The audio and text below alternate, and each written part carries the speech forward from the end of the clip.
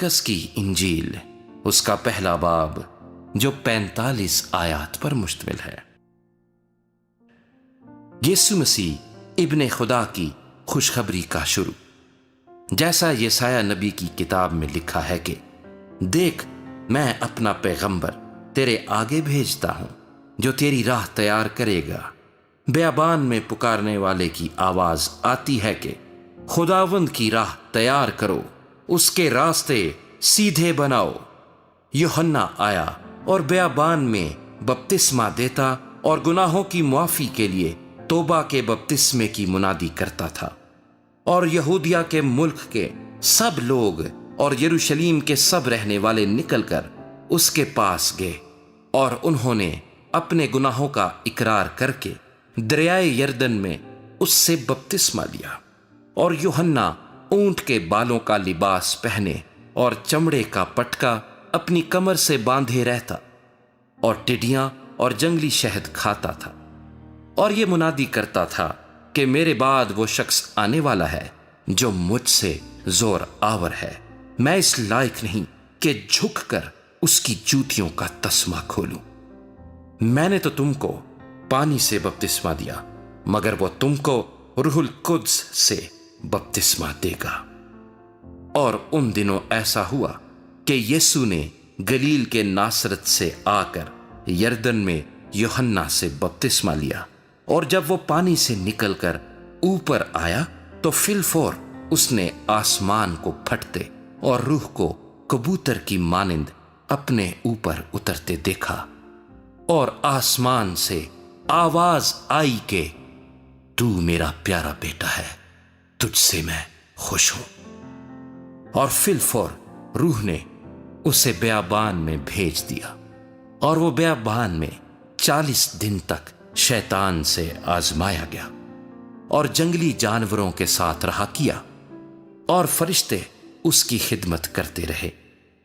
फिर यूहन्ना के पकड़वाए जाने के बाद यीशु ने गलील में आकर खुदा की खुशखबरी की मुनादी की और कहा कि वक्त पूरा हो गया है और खुदा की बादशाही नजदीक आ गई है। तौबा करो और खुशखबरी पर ईमान लाओ। और गलील की झील के किनारे किनारे जाते हुए उसने शिमाउन और शिमाउन के भाई इंद्रियास को झील में जाल डालते देखा, क्योंकि वो माहीगीर थे। और यीशु ने उनसे कहा, मेरे पीछे चले आओ तो मैं तुमको आदमगीर बनाऊंगा। वो फिलफोर जाल छोड़कर उसके पीछे हो लिए और थोड़ी दूर बढ़कर उसने जब्दी के बेटे याकूब और उसके भाई यूहन्ना को कश्ती पर जालों की मुरम्मत करते देखा। उसने फिलफोर उनको बुलाया और वो अपने बाप जब्दी को कश्ती पर मजदूरों के साथ छोड़कर उसके पीछे हो लिए। फिर वो कफरनहूम में दाखिल हुए और वो फिलफोर सबत के दिन इबादत खाने में जाकर तालीम देने लगा। और लोग उसकी तालीम से हैरान हुए, क्योंकि वो उनको फकीहों की तरह नहीं बल्कि साहिबे इख्तियार की तरह तालीम देता था। और फिलफोर उनके इबादत खाने में एक शख्स मिला जिसमें नापाक रूह थी। वो यूं कहकर चिल्लाया कि ऐ यीशु नासरी, हमें तुझसे क्या काम? क्या तू हमको हलाक करने आया है? मैं तुझे जानता हूं कि तू कौन है, तू खुदा का कुदूस है। यीशु ने उसे झिड़क कर कहा, चुप रह और इसमें से निकल जा। बस वो नापाक रूह उसे मरोड़कर और बड़ी आवाज से चिल्लाकर उसमें से निकल गई। और सब लोग हैरान हुए और आपस में ये कहकर बहस करने लगे कि ये क्या है, ये तो नई तालीम है। वो नापाक रूहों को भी इख्तियार के साथ हुक्म देता है और वो उसका हुक्म मानती हैं। और फिलफोर उसकी शोहरत गलील की उस तमाम नवाही में हर जगह फैल गई। और वो फिलफोर इबादत खाने से निकलकर याकूब और यूहन्ना के साथ शिमाउन और इंद्रियास के घर आए। शिमाउन की सास तप में पड़ी थी और उन्होंने फिलफोर उसकी खबर उसे दी। उसने पास जाकर उसका हाथ पकड़कर उसे उठाया और तप उस पर से उतर गई और वो उनकी खिदमत करने लगी। शाम को जब सूरज डूब गया तो लोग सब बीमारों को और उनको जिनमें बदरूहें थीं उसके पास लाए और सारा शहर दरवाजे पर जमा हो गया। और उसने बहुतों को جو طرح طرح کی بیماریوں میں گرفتار تھے اچھا کیا، اور بہت سی بدروحوں کو نکالا، اور بدروحوں کو بولنے نہ دیا کیونکہ وہ اسے پہچانتی تھیں۔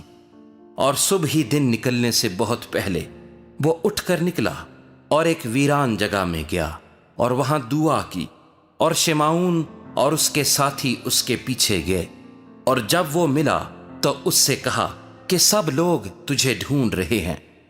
اس نے ان سے کہا، آؤ ہم اور کہیں آس پاس کے شہروں میں چلیں تاکہ میں وہاں بھی منادی کروں، کیونکہ میں اسی لیے نکلا ہوں۔ اور وہ تمام گلیل میں ان کے عبادت خانوں میں جا جا کر منادی کرتا اور بدروحوں کو نکالتا رہا۔ اور ایک کوڑی نے اس کے پاس آ کر اس کی منت کی اور اس کے سامنے گھٹنے ٹیک کر اس سے کہا، اگر تو چاہے تو مجھے پاک صاف کر سکتا ہے۔ اس نے اس پر ترس کھا کر ہاتھ بڑھایا اور اسے چھو کر اس سے کہا، میں چاہتا ہوں تو پاک صاف ہو جا۔ اور فی الفور اس کا کوڑ جاتا رہا اور وہ پاک صاف ہو گیا۔ اور اس نے اسے تاکید کر کے فی الفور رخصت کیا اور اس سے کہا، خبردار کسی سے کچھ نہ کہنا، مگر جا کر اپنی تئیں کاہن کو دکھا، اور اپنے پاک صاف ہو جانے کی بابت ان چیزوں کو جو موسیٰ نے مقرر کیں نظر گزران، تاکہ ان کے لیے گواہی ہو۔ لیکن وہ باہر جا کر بہت چرچا کرنے لگا اور اس بات کو ایسا مشہور کیا کہ یسوع شہر میں پھر زہرہ داخل نہ ہو سکا، بلکہ باہر ویران مقاموں میں رہا، اور لوگ چاروں طرف سے اس کے پاس آتے تھے۔